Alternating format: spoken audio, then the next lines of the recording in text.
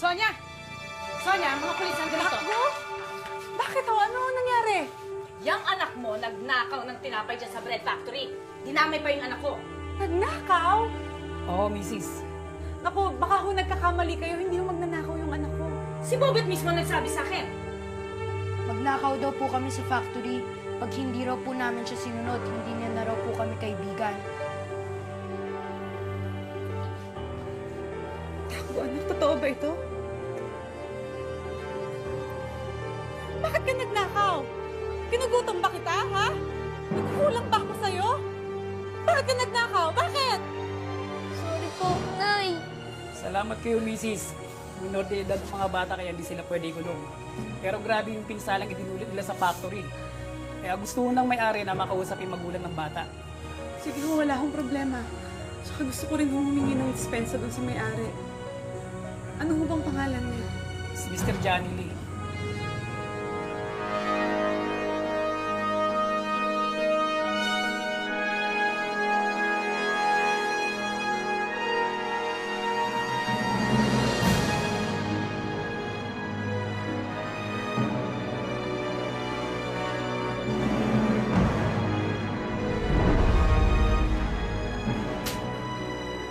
Nung nagsabog ang Diyos ng kabubuhan, sinalubong lahat.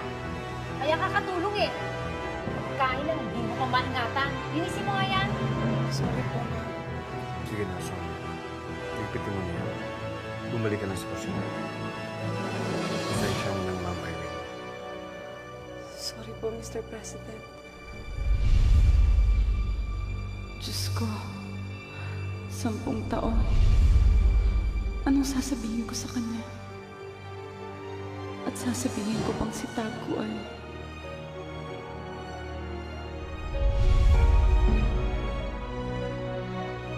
Mr. President.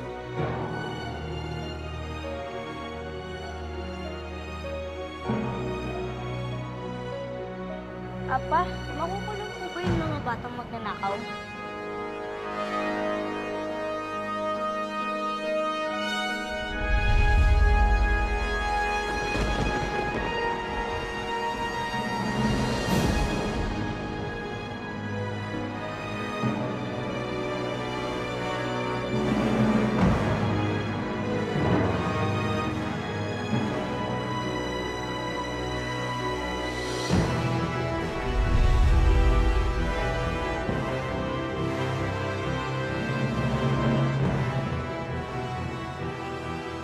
Hindi kinukulong ang mga bata.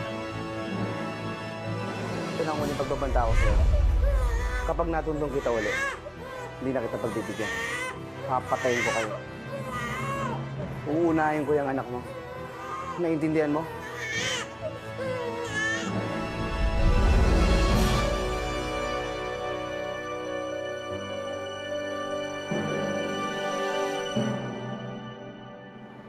Dahil mga magulang nilang responsable para sa kanila. Ibig mong sabihin kung anong kasalanan nila? Kasalanan na rin ng mga magulang nila? Sa madaling salita. Eh di yung mga magulang nilin ipakulong natin. Ayoko ng mga magnanakaw. Dapat sa kanila, pinarurusahan.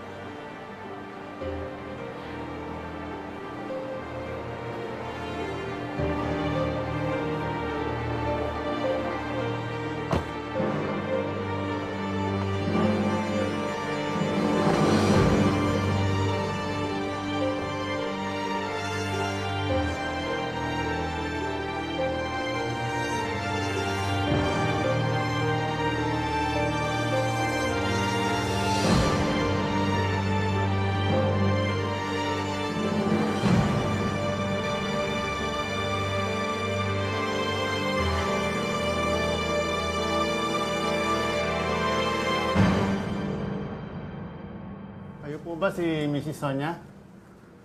Hindi na po kayo naantay ni Mr. President. Pasensya na ho kayo kasi ho, galing po ako sa trabaho. Alam niyo na po ba yung ginawa ng anak niyo dito? Alam ko na po, kaya nga po ako nandirito. Gusto ko ho sanang humingi ng dispensa. Pinagsabihan ko na rin ho yung anak ko. Unfortunately, Mrs., hindi po sapat yun. May mensahe po sa inyo si President Johnny. kailangan niyo raw pong bayaran ang lahat ng na-damage ng anak niyo dito sa pabrika. Magkano ho yun? 5,000 piso. 5,000 ho? Mrs., kung tinuruan niyo lang sana ng tama yung anak niyo, hindi naman nangyari to.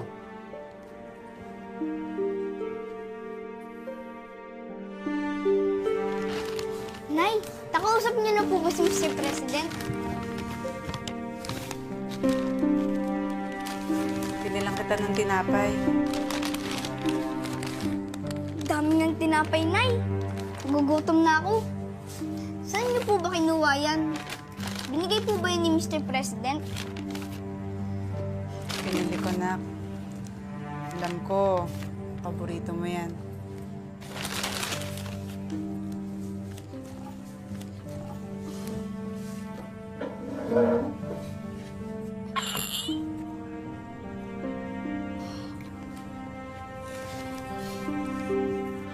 Alam mo, Taku, kahit mahirap lang tayo, hindi ko naisip na gumawa ng mali o kahit kumapit sa patalim para lang may makain tayo. Nay! Minsan hindi ko din nahilan yung kahirapan para gumawa ng kasamahan. Sorry po, Nay, ah. Sorry na po. Hindi na. Ako ang dapat mag-sorry sa'yo. Wala po kayong kasalanan. Kasalanan ko na. Kasi mahirap lang ako. Wala ako natapos. Kasi tanging paglalabada lang tsaka yung pagkakatulong yung kaya kong gawin para buhayin ka. Nak, gusto ko ibigay sa'yo yung lahat. Pasensya ka na. Ito lang yung kaya ko eh. Masaya naman po ko kahit mahirap lang tayo eh.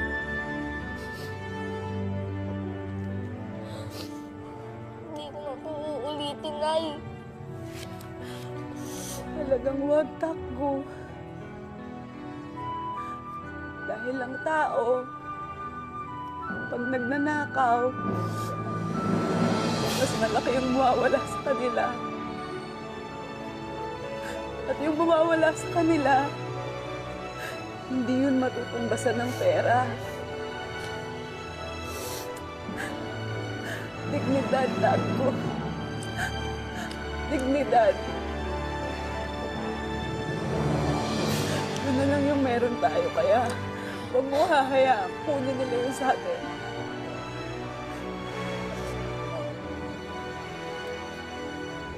Hindi na, kumain ka na.